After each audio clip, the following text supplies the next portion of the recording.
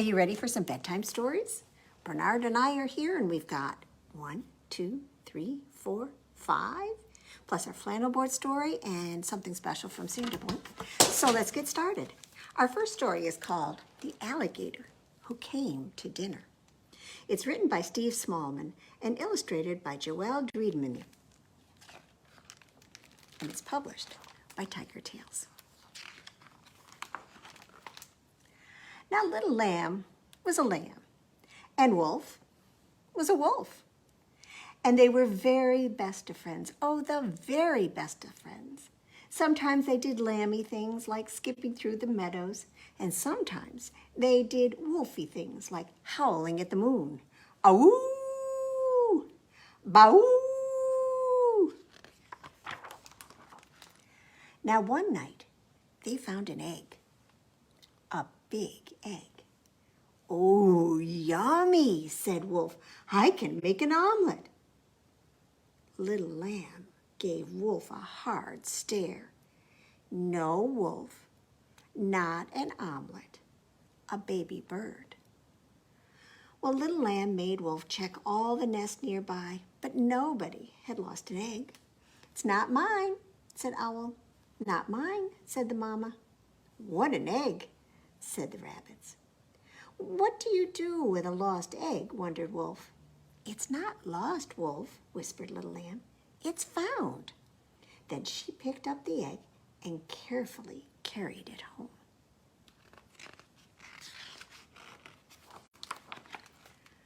"You can live with us," Little Lamb told the egg, and Wolf nodded and was trying not to think of how delicious an omelet would taste when, crack, went the egg, and out popped a little alligator. "Hello, Omelet," and that was its name. Omelet climbed onto Wolf's shoulder and then nibbled on his ear. "Oh, he's hungry," said Little Lamb. "But what do alligators eat?" wondered Wolf. And they soon found out that alligators eat everything, even Wolf's tail. Well, it was getting late, so Wolf tucked Little Lamb into bed and found a blanket for Omelet. But the alligator had already settled down on Wolf's bed. "I'm not sure," yawned Wolf, sinking into his chair, "that taking an alligator home was such a good idea." Then Omelet scrambled up and snuggled against Wolf's chest. And Wolf, who'd never been cuddled by an omelet before, thought that maybe everything would be okay. But in the morning, "What happened to my kitchen?" cried Wolf. "Omelet happened," said Little Lamb. "We better take him out for a walk," sighed Wolf, "before he makes any more of a mess." Omelet burst out the front door just as Wolf's friends were arriving. "Eek! An alligator!" they wailed as Omelet leaped up. "He'll gobble us up." But Omelet gave them all a big slobbery kiss. "Well, that was a surprise. What a cute little fella. I knew he wouldn't hurt you." Well, Wolf and Little Lamb chased Omelet through the trees and across the meadow, and the animals in the forest said, "Oh, yikes, it's an alligator." "A cuddly alligator. He has very sharp teeth. He kissed me on the nose." And then they went down to the river. Splash, where Omelet dove in for a swim. "He'll gobble us up," cried a bunny. "Omelet wouldn't hurt a fly," called Wolf. "He's only little." "He is now," grumbled Badger, "but not for long." And Badger was right. Omelet grew and grew, but even though he was noisy and messy and nibbly, Wolf and Little Lamb loved him, and Omelet loved them right back. Pretty soon, everyone in the forest loved Omelet. Well, almost everyone. You won't be laughing when that alligator gobbles you up, warned Badger as a black rain cloud started to darken the forest. And that night, oh, there was a terrible storm. And in the morning, the forest was flooded. "Omelette is missing!" cried Little Lamb, and they rushed out to look for him. All the animals searched high and low. "Poor little fella," said the owl. "Lost in the woods," said the rabbit, "with all this water." Well, a set of muddy footprints led them down to the river, which was flowing deep and fast. And Mommy Duck called from the riverbank, "Help! My ducklings, they're being swept away." "Who will save them?" wailed the animals. "Omelette!" cried Little Lamb, pointing to the alligator swimming bravely toward the ducklings. And then everybody gasped as Omelette opened his mouth and snap!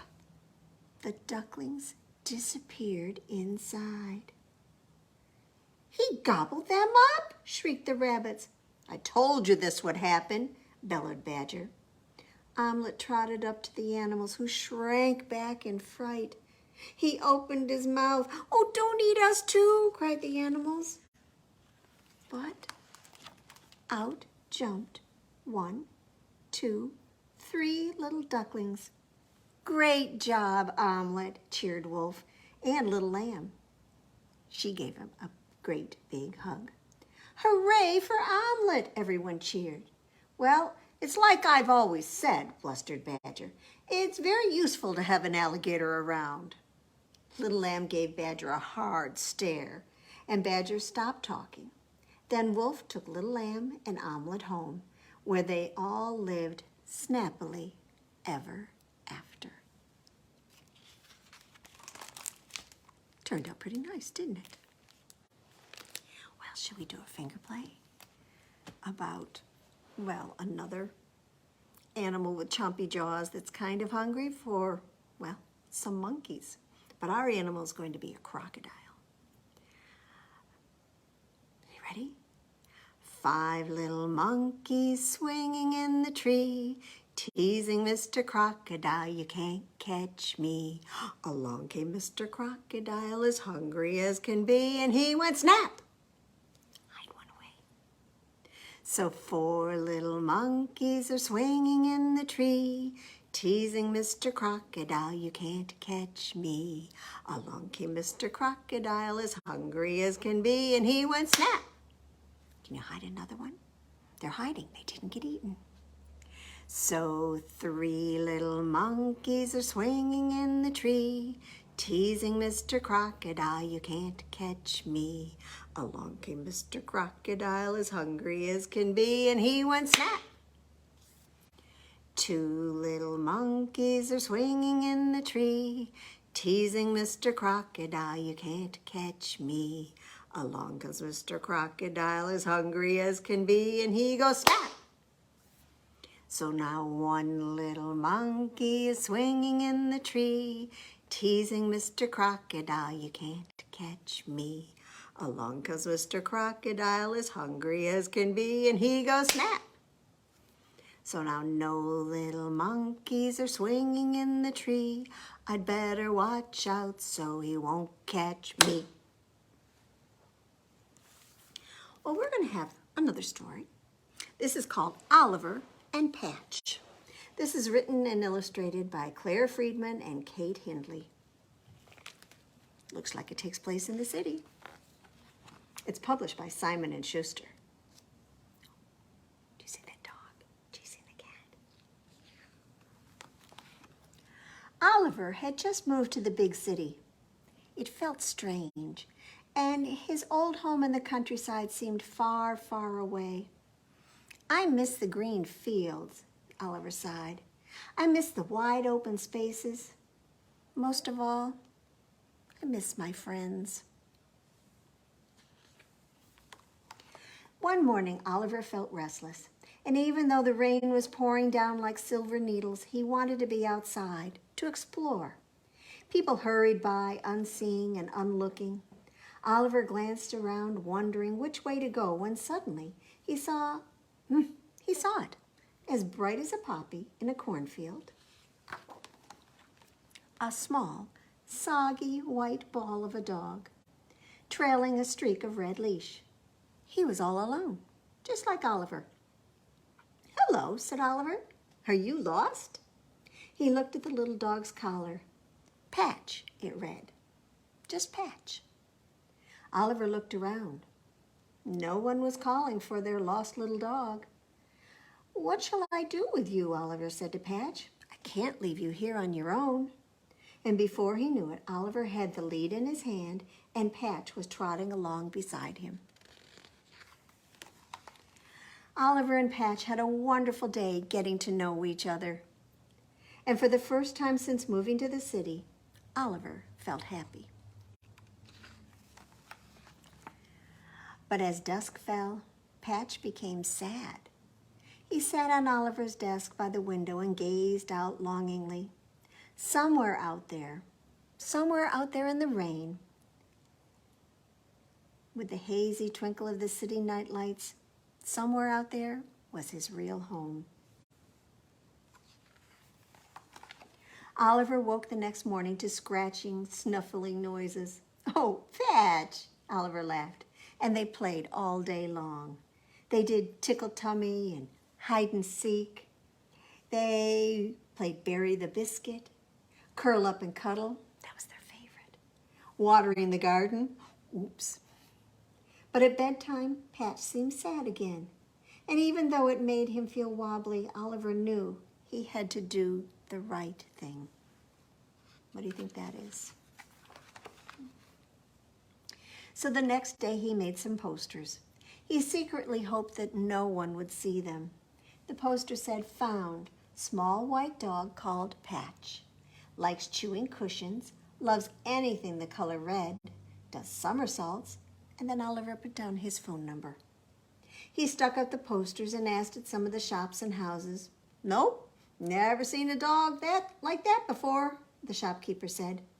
"No one I know is missing a dog," said his neighbors.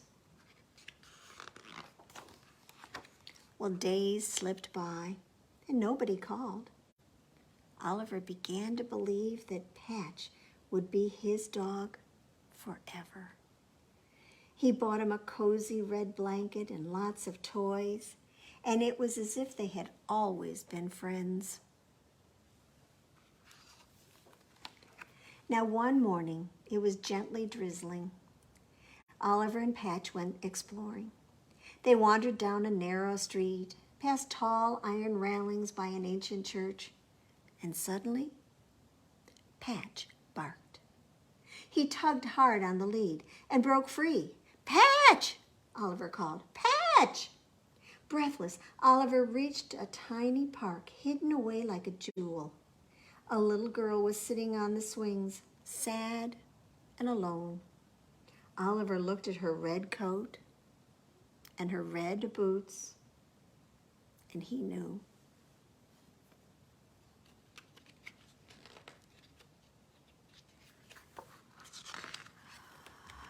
The little girl was hugging Patch, hugging and hugging. Oliver tried to be brave, but his world had turned gray again. "Hello, I'm Ruby," the girl said, smiling at Oliver. "Have you been looking after Patch for me?" "It's been lovely," said Oliver, trying hard to smile back. "But I'm really going to miss him."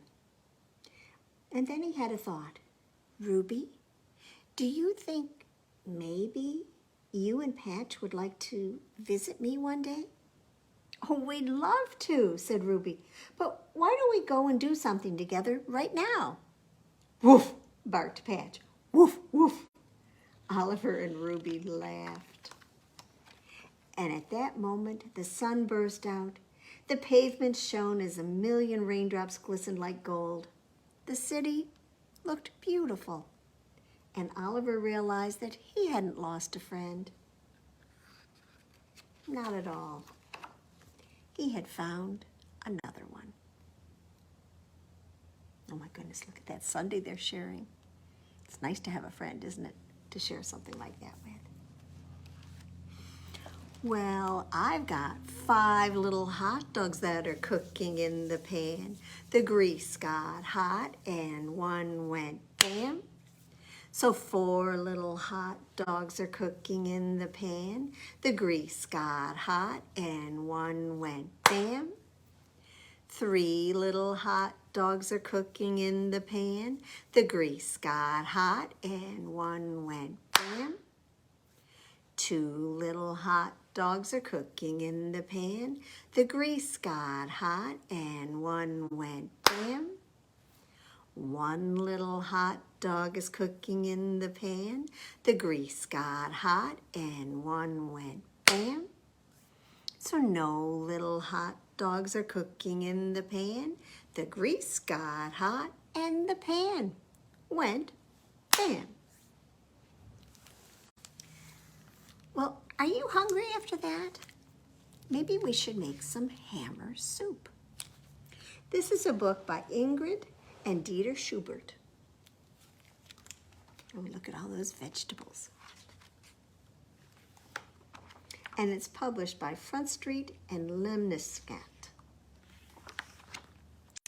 Kate kept a tidy house and a weeded garden, and she never shared her vegetables with anyone. Now one morning, a bang, bang, bang woke her up, and when she leaned out her window, what did she see? But a giant next door, building a monstrosity. The giant, his name was Bruce, smiled and invited Kate for dandelion tea. Ooh, dandelions, Kate said. Nasty weeds. Well, soon she was fencing in her garden all the way around. Look at his house. Amazing. Now, all summer, Kate worked and Bruce played. And whenever he invited Kate to go fishing, she was too busy doing chores. You should do something useful, she said. Oh, maybe tomorrow, he answered. And sometimes there was a surprise waiting for Kate outside her door. In the fall, Kate gathered apples for winter. You should too, she told Bruce. And Bruce said, maybe tomorrow. Birds whistled in the weeds of his garden. See him up in his hammock. In the winter, Kate's house was warm and cozy. Bruce's was cold and drafty. It's his own fault, Kate thought. I warned him.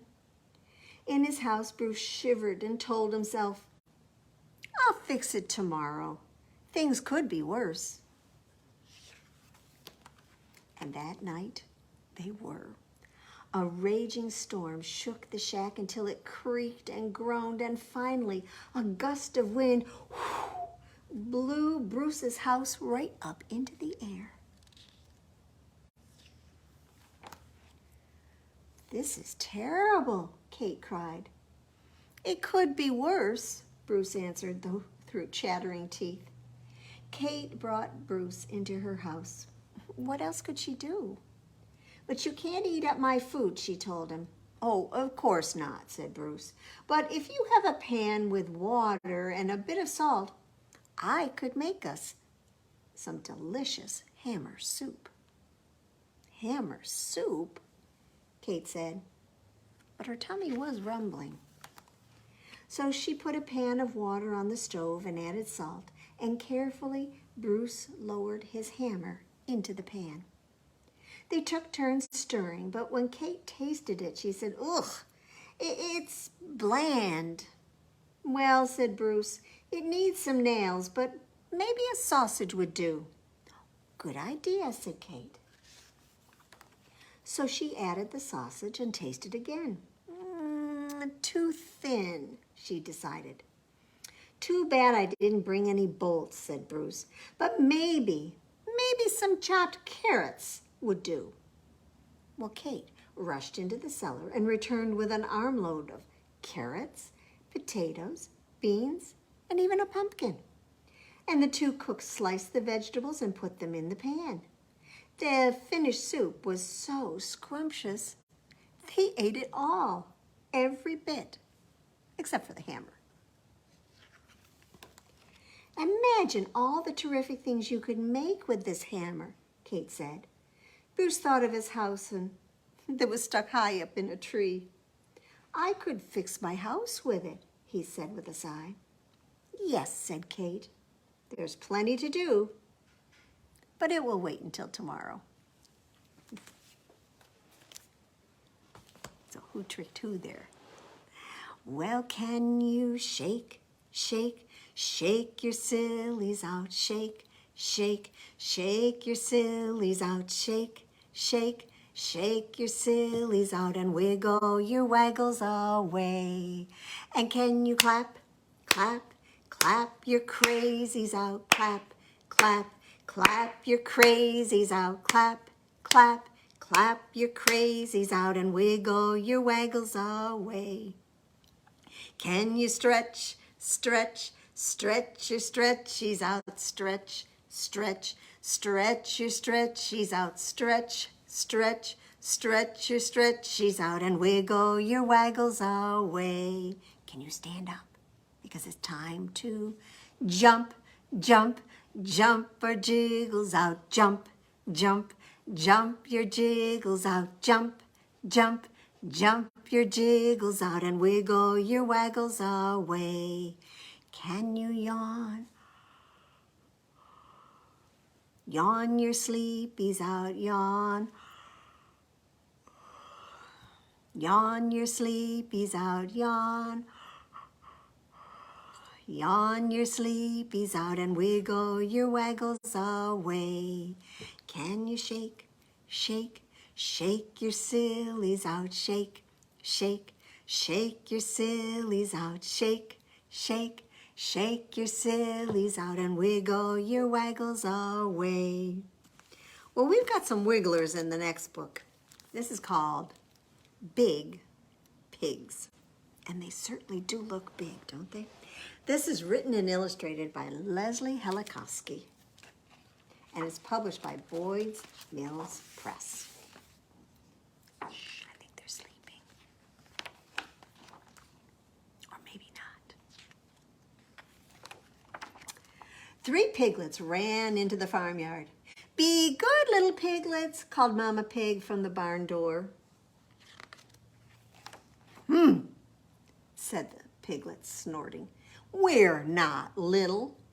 Sweet Pea eyed his brothers and said, the first one to sneak into the garden is a big pig. So push, mush, shush, the piglets squeezed through the fence as quietly as they could. They scraped and scrambled. They squiggled and jiggled. They shoved and shimmied until Sweet Pea popped into the garden and said, I'm a big pig. No slow poking. I sneaked in first. This ham was smoking. Snorted the others. Then Nibbles eyed the vegetables and said, the first one to eat a whole row is a bigger pig. So slip, slurp, slop. The piglets filled their snouts with as much as they could. Oh, they gobbled and gulped. They mashed and mangled. They swallowed and swilled until Nibbles finished first and said, I'm a bigger pig, greedy and rude. I dug right in and I hogged the food. Said the others. Clean Bean eyed the mud hole and said, first one to sink in the mud is the biggest pig. So blip, blop, bloop. The piglets sank in the mud as low as they could. Oh, they flopped and they plopped. They muddled and puddled. They walloped and waddled until Clean Bean sank the lowest and said, I'm the biggest pig, dirty clean through. I'm low down and I smell P.U. Humph, snorted the others. You're not the biggest pig. I am, said Sweet Pea. No, it's me, said Nibbles. We'll see about that, said Clean Bean. So the piglets wrestled out of the mud hole and over the garden and through the fence and back into the farmyard. They rumbled and bumbled and tumbled until the shadows grew long and Mama Pig clomped into the yard. Huh, she said, snorting. Are you the pigs who sneaked into the garden, ate all the food, and dragged half the mud hole into the yard? Well, the piglets hung their heads and mumbled, Yes, Mama. Why, that's the sneakiest, greediest, dirtiest behavior I've ever seen. Mama Pig shook her head and marched them into the barn and closed the door. I'm so proud of you I could bust a gut, she said. And the three piglets squealed and hugged Mama tight. Mama snuggled her piglet. Each of you is big in your own way, but whoever kisses me goodnight will always be my little pig. Can you guess? Smoosh, spack, smooch. Sweet Pea, Nibbles, and Clean Bean kissed Mama Pig as many times as they could. And then Mama Pig tucked them into bed and whispered, First one to sleep is a lazy pig. Snort, snore, snooze. Three very big pigs fell asleep as fast as they could. All right, shall we do one more finger play? Let me see how we're doing. I think we could do,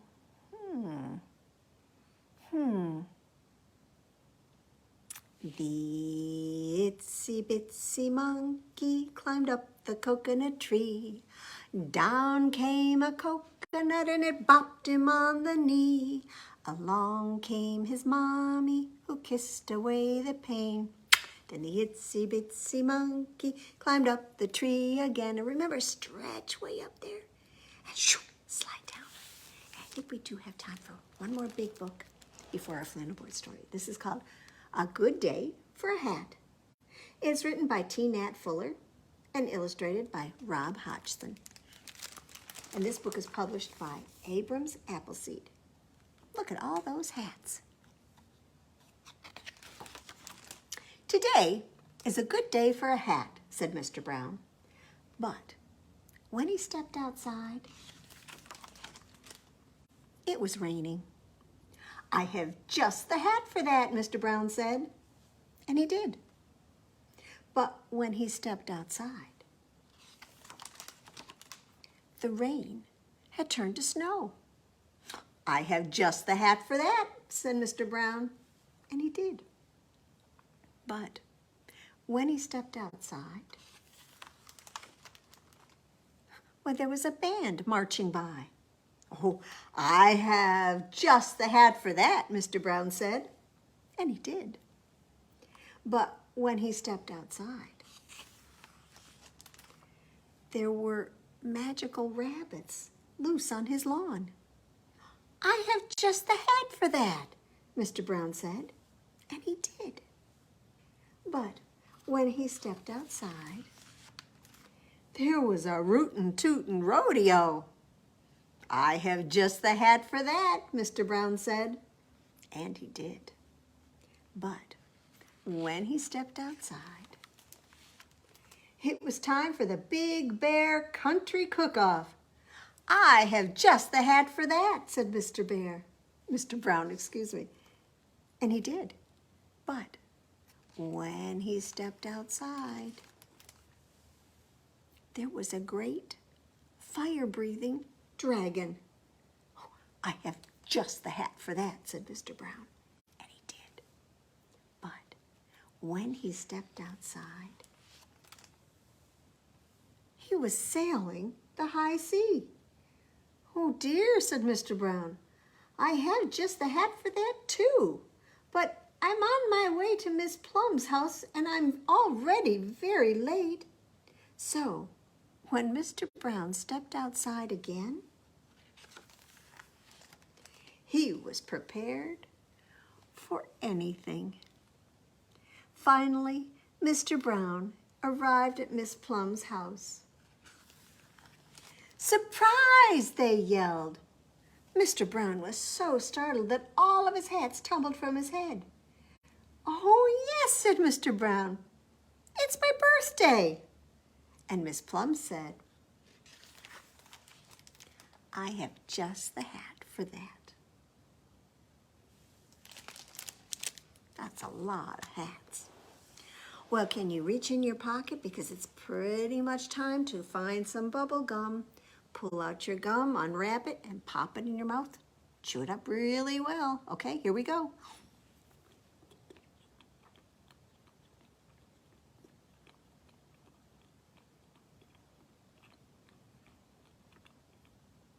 Okay, put your hand out. You know what we're going to do, right? 1, 2, 3, spit your gum in your hand. And clap your other hand on top, because now, oh my goodness, our hands are stuck together with sticky, sticky bubble gum, sticky, sticky bubble gum, sticky, sticky bubble gum, stick it on your shoulder. Do we want to leave it there? No way. Unstick. Sticky, sticky bubble gum, sticky, sticky bubble gum, sticky, sticky bubble gum, stick it on your nose. Unstick. Sticky, sticky bubble gum, sticky, sticky bubble gum, sticky, sticky bubble gum, stick it on your back. Unstick. Sticky, sticky bubble gum, sticky, sticky bubble gum, sticky, sticky bubble gum, stick it on your chin. Unstick. Sticky, sticky bubble gum, sticky, sticky bubble gum, sticky, sticky bubble gum, stick it on your arm. Unstick. Sticky, sticky bubble gum, sticky, sticky bubble gum, sticky, sticky bubble gum, stick it on your cheek. Unstick. Sticky, sticky bubble gum, sticky, sticky bubble gum, sticky, sticky bubble gum, stick it on mom or dad. Unstick. Sticky, sticky bubble gum, sticky, sticky bubble gum, sticky, sticky bubble gum. Time to throw it in the trash. Well, let's get our flannel board story out, and I think it kind of goes with that pig story we had just a bit ago. And let's see, I'm going to pull this over just a little bit so I can have this a little bit higher and a little bit straighter. All right. Well, once upon a time, there was a cow. And that cow saw some mud. And you know what she did? She jumped in. "Oh, lovely mud," said the cow. Along came a pig who saw some mud and jumped right in. "Oh, lovely mud," said the pig. Along came a duck who saw some mud, and guess what? Jumped right in. "Oh, lovely mud." Well, along came Mrs. Wishy Washy. "Just look at you," she screamed. "Into the tub you go." So in went the cow. And she went. Get the scrub brush. Wishy washy, wishy washy, wishy washy, wishy washy. In went the pig. Can you help me? Wishy washy, wishy washy, wishy washy, wishy washy. In went the duck.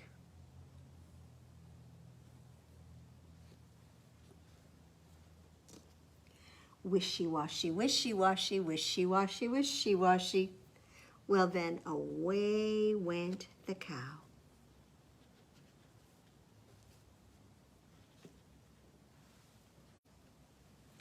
And away went the pig.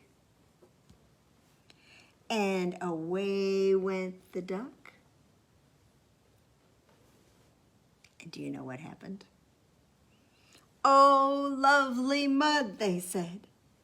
And they jumped right back in. Poor Mrs. Wishy Washy. Well, let's have our Sandra Boynton book for this week. And we're going to have Pajama Time.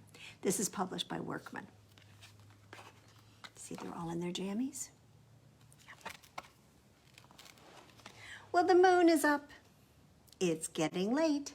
So let's get ready to celebrate. It's pajama time. Pull on the bottoms. Put on the tops. Get yourself set to pajama-dee-bop. It's pajama time.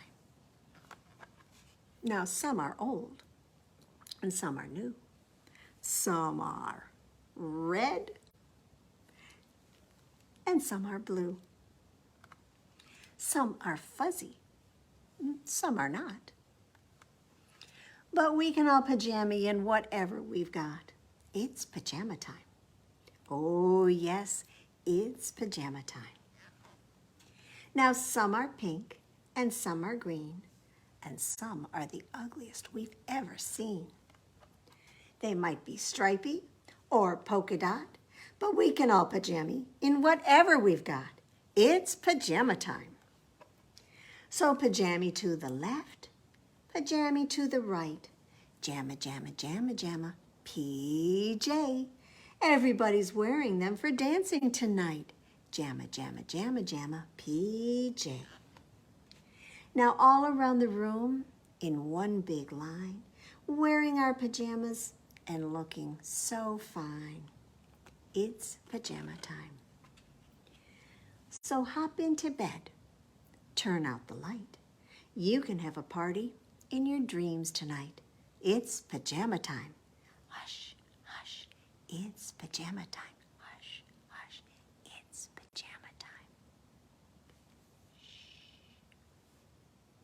Good night. Sleep tight. And thank you for joining me and Bernard for some bedtime stories here from Wood Library. We'll see you another time.